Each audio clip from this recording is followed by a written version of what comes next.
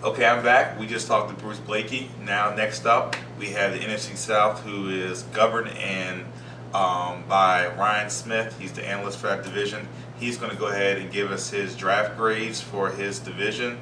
That's one thing that we put out on the blog. You can check that out on the blog if you want to see more information on what he was talking about. But before we get to there, I do have a video to show you guys.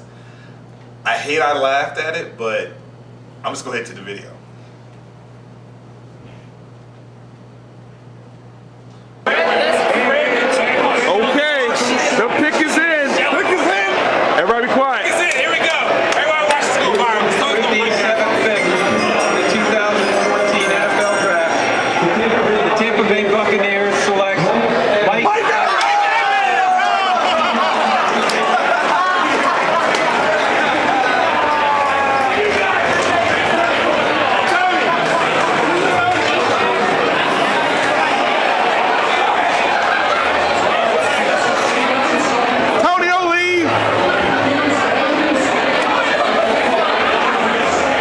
Okay, so we're back. I have Ryan Smith on here, who's the analyst. He's going to give us his draft grades. But first, I want him to explain what happened in this video right here. So go ahead and explain yourself. Okay, so we're back. I have Ryan Smith on here, who's the analyst. He's going to give us his draft grades. But first, I want him to explain what happened in this video right here. So go ahead and explain yourself. All right, well, right now, we'll start with Atlanta. Give them, I want to say, a B minus, close to a C, but somewhere around that way. I felt like there's some good things in the draft to fill some holes they had as far as the offensive line, and then some of the safety as far as people leaving. And then my whole issue, I feel like they could have gotten higher in my draft grades, but they did not replace Tony Gonzalez, who was the key offensive person in their whole entire offense, who's been there as a rock of their offense for the past few years, and they failed at that point, and who knows how their offense is going to be this year. But they did get Jake Matthews, who's awesome. It was before Greg Robinson, he was the top-rated tackle in the draft process, but he's still a top-flight guy who should be doing good. And then you have some of the other guys like Rashid Hickman, who's a DT, who's more of a project, I want to say, than anything else. But if he can get himself together and have a high motor, should be good to go from that point. From that point, we got Carolina. Carolina, very disappointed again. Giving them a C. As everyone knew, they had no wide receivers. They didn't really attack that like some people thought they would, considering how they released players and also how they didn't attack any free agents when they had lots of chances to go and get a lot of wide receivers over there waiting, a.k.a. Hakeem Nicks.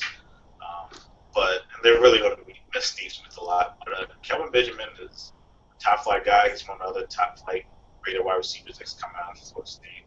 Another 6'5" guy, slinky guy, but catching radius is amazing on him as far as what he did in certain championship games and then some other national televised games he's had. He stepped up and shown what he can do.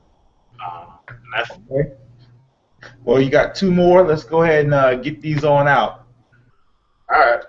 And then, let's see here. Well, actually, on the last part of Carolina, since everyone's kind of forgot the news on Jeff Hardy, Coney Ely might be stepping a whole lot sooner with Jeff Hardy's whole distraction that he has off the field right now. So, with New Orleans, I gave them a B. Their first pick, it's not even fair that it faces Drew Brees-led offense, considering now you have another weapon who is Brandon Cooks, who could make up for the loss of Lance Moore and Darren Sproles pretty much as far as his size and speed, what he can do on the field. Who's a huge impact player. Not that tall of a guy, but what he does on the field, what he did in Oklahoma State, should not be looked over. And he's a very productive guy who's going to create matchup problems in that slot spot for the Saints. And then they also have another guy who's Stanley Jean-Baptiste out of Nebraska, who's another corner who should be able to learn pretty well under Chad Bailey, who's a new starting corner down there. So from that point, I believe he should do pretty good. He has a prototypical size for a corner for this day in the NFL, 6'4" guy. You don't see that too often. But, yeah, That should be pretty nice for him. And then, last but not least, the Bucks. They got a B plus. They could have got an A for me if, as we said earlier in the video, as the video you saw, if they would have somewhat even attempted to draft a quarterback at some point. Johnny Manziel is my top-rated quarterback, who I felt they should have took was Glennon as a career backup, and Josh McCown is a known career backup. And from that point, it was a very disappointing pick, but I felt like it should be good to go. But now we have a new kind of take on our offense. What people are calling us the Duncaneers, because for his one, we took Mike Evans, another 6'5" guy who people were calling a Mr. Jackson clone.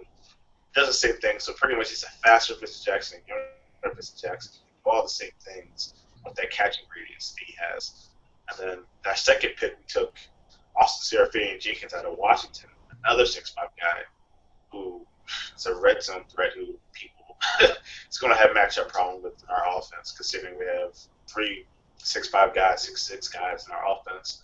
Considering it's very similar to the Bears offense, what they have, and then see how that goes from that point. But it should create problems.